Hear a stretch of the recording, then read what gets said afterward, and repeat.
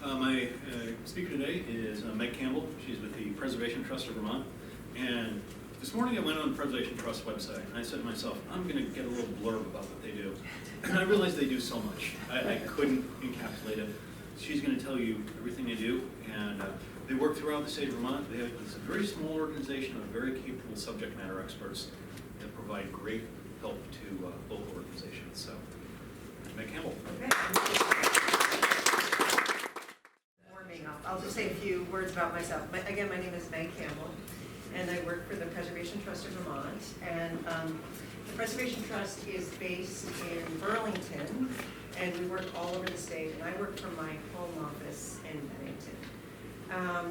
We were founded more than 30 years ago to help individuals and communities in their effort to preserve and use Vermont's historic resources. And our work started around saving the Round Church here in Richmond. And because of the nature of Vermont, much of our focus is on preserving downtowns and village centers. And this is downtown Brattleboro, where we've done a lot of work. And going hand in hand with that is also the preservation of the rural landscape in Vermont, because it's this particular pattern that really defines the state of Vermont.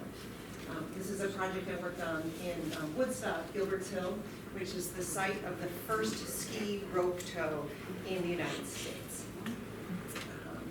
But our aim is really not to take on big, huge projects ourselves, but to rather build capacity at the local level so communities can invest in the resources that they have. And we are not about pickling Vermont. That's, even though we do historic preservation, really our goal is to make Vermont a livable place into the 21st century and beyond. So how do we do this? The first is through our field service program. We have a number of field service representatives who go out into communities and they provide encouragement and technical support to local groups that are working on preservation projects. And I have up here a couple things that you can pass around if you want to, but here's a map of all the places we've worked in last year, and some information about us, and also a restoration directory we have here that has the kinds of information we give out to people when we go visit them. So in conjunction with our field service program, we're also able to provide small technical assistance grants, which are matching grants that help communities get started on a project. And we found that these small little grants are the thing that makes a difference between an idea of a project and the project actually happening. It helps folks get started in the right direction. And we also provide technical assistance to owners of historic barns, and also have a grant program that provides conditions assessments for, in the same way we do for other projects, just for barns. And we also have a fund to support at-risk properties in the state of Vermont, and these are properties that are at the end of hope. We can, on occasion, jump in and buy an option, or buy some time, or help figure out what is going to come next for this project. This is Fox Hill and Pulteney, which we jumped in and held it for a period of time while a local arts group got organized, and then we sold the building to them. So this is a win in the revolving fund program. We also have provided, since 1994, have been able to provide major grants to projects all over the state through a partnership we have with the Freeman Foundation. And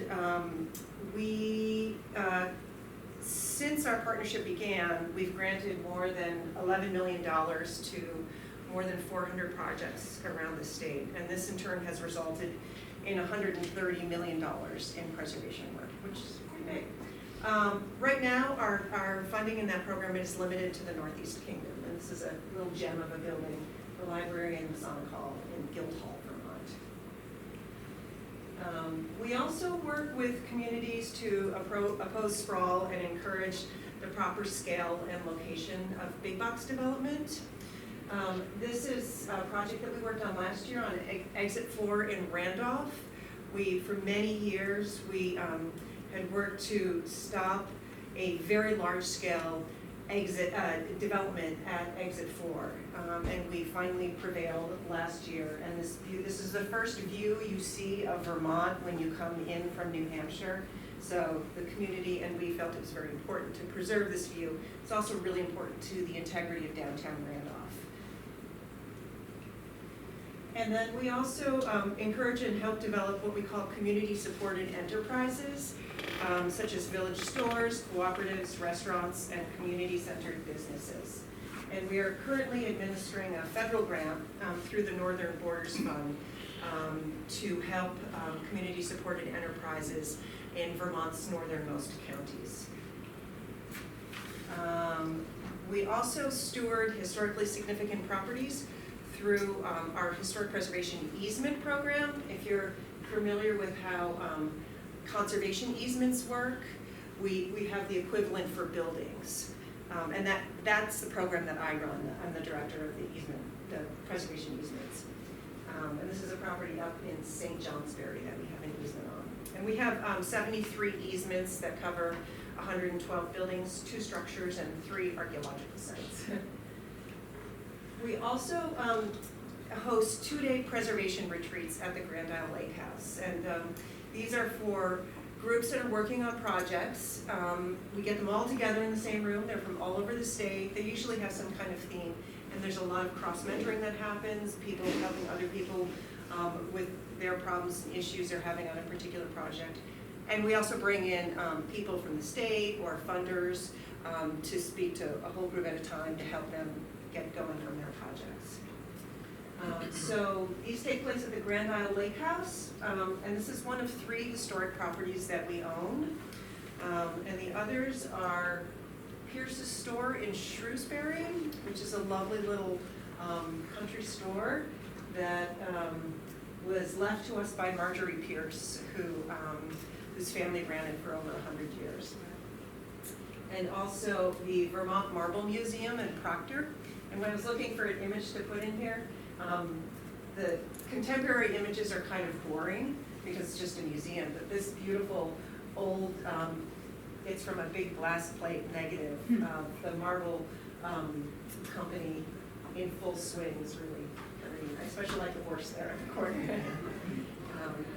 So outside of the sort of local level, we also work on a statewide level. We work with the Vermont Downtown Program to support revitalization efforts in designated downtowns and village centers, including advocating for increased downtown tax credits and state grant programs. We also co-host an annual conference with the Downtown Program and co-host an annual retreat for the downtown managers of Vermont's 28 designated downtowns. What's important about that is that we don't work alone. We have many partners that we work with in the state, including the Vermont Natural Resources Council and the Alliance for Vermont Communities. And recently, last year, we worked on getting the New Vistas project. I don't know if you're familiar with that project. It was a proposed development north of Woodstock. A man from Utah, I believe, was coming in and buying acres and acres and acres of land to do a planned development. And we got that project listed. It encompassed 3 different towns. We got that project listed on the National Trust's 11 Most Endangered Places watch list for 2018, and the pressure of that forced him to withdraw from that development. We're also working with the Wyndham Foundation to save, protect, and interpret the Daisy Turner homestead in Grafton, Vermont. And Daisy Turner was the daughter of an escaped African-American slave who lived with her family in Grafton. And her homestead is still intact, and we will work to protect that. And also, with the help of the Vermont Community Foundation, we have commissioned an artist named Jim Sardonis to to do a sculpture called Whale Dance, which is going to be put at Exit 4. And I don't know if any of you remember the whales that you used to be able to see. Yeah, so the original ones were moved to South Burlington when that property was sold. And the community of Randolph really wanted something to mark the conservation of this piece of land. And so you were the first people to see this image, which was taken on Monday, or on Tuesday, at the foundry where it's being manufactured. And it's 18 feet tall, and there are 2 of them. So that's kind of like a broad brush picture of the work that we do and how we've worked on a statewide level. But we've actually also done a fair amount of work here in Bennington, so I thought I would just sort of walk you through that. You're familiar with this building, the former Merchants Bank building. Many years ago, we worked with Bill and Bab Scott to establish the Fund for North Bennington.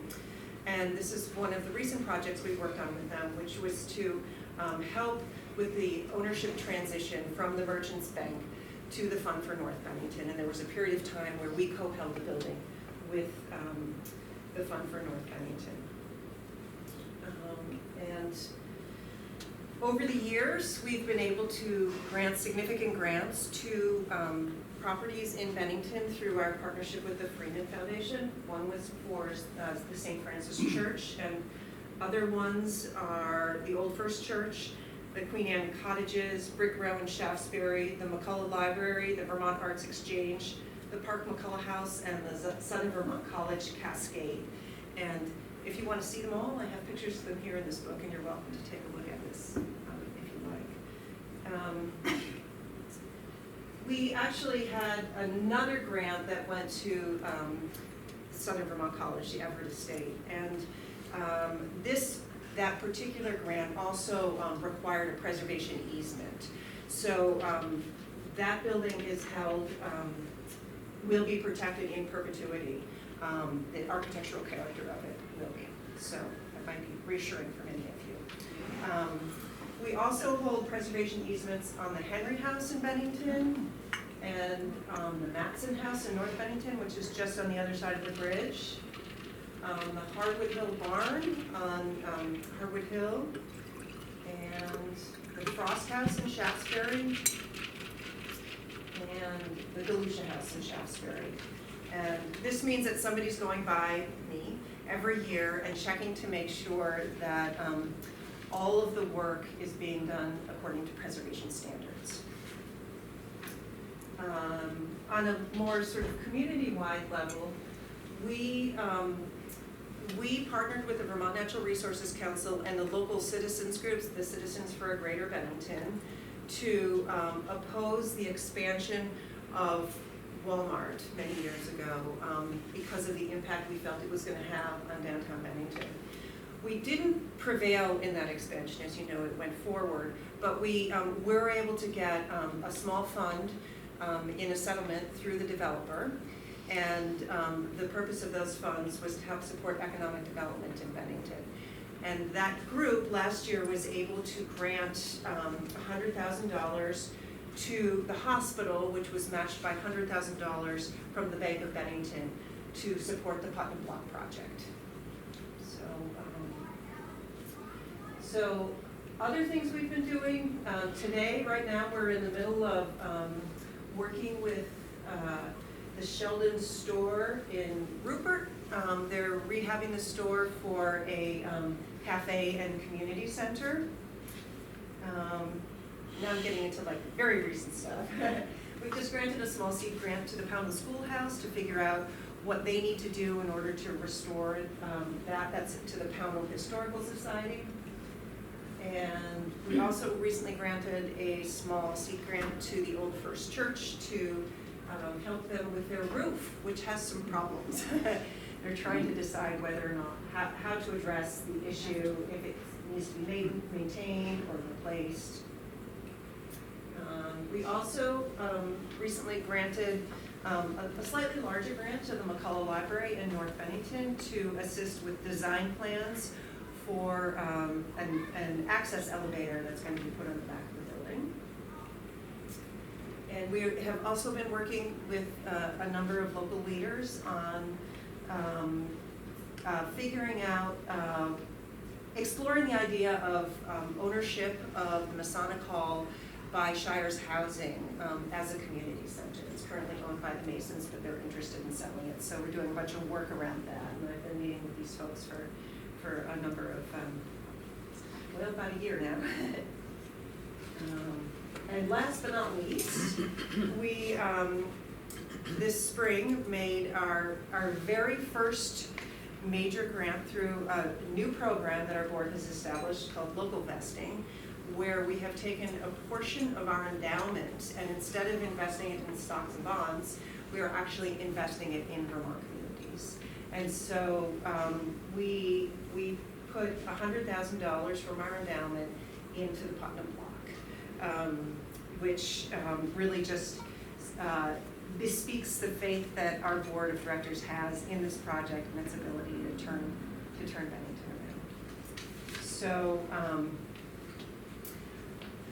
one of the other things that we do is every other year we give awards to great projects throughout the state, and I have gotten involved in some storytelling and video making, so I thought I would show you one 3-minute little video so you can see kind of how these projects come together and what they mean for Vermonters.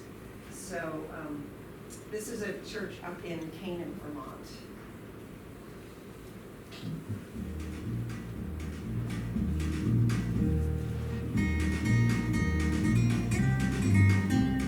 Just 3 years ago, attendance at this church in Vermont's Northeast Kingdom averaged 5 to 10 people per Sunday. By all accounts, the Methodist Church in Canaan was dying. Seeking help, several members of the church came to a preservation retreat hosted at the Grand Isle Lake House. With guidance from PTV and Partners for Sacred Places, the church leaders left with the tools necessary to rethink their church's role in the community and avoid its imminent demise. It's one thing to have possession of the tools, but it is another thing altogether to use those tools to build something remarkable. Starting with the declaration that the last good thing in town, their beautiful 1874 church, was not going to be lost forever, the community went forth to redefine and rebuild their role in town. The Methodist Church building was acquired by a new group, the Grace Community Church, who expanded their board to include representatives from the regional service, arts, and medical organizations. This enabled the church to reach deeply into the community, to seek out and provide the many services that have been needed, yet were never offered by anyone. Today's activities include weekly smoking cessation and yoga classes provided by the Community Health Center. The North Country Community Chorus rehearses and performs in their now permanent home in the acoustically perfect main hall. The Department of Health offers WIC sessions for young families. Community members also provide supervised youth programs and host community suppers that bring together people of all ages and backgrounds. And in the past 3 years, the community has re-roofed and repainted the entire church building. In saving this building from the sale and demolition that the denominational church organization had sought, this town has once again found their center and heart. With an 8-fold increase in attendance at Sunday services, community events 7 days and nights a week, stable finances, and a growing reserve, the Grace Community Church has demonstrated that perseverance pays. More than that, they want others to know that they too should keep the faith and move forward. If it can be done in Canaan, Vermont, it can be done anywhere.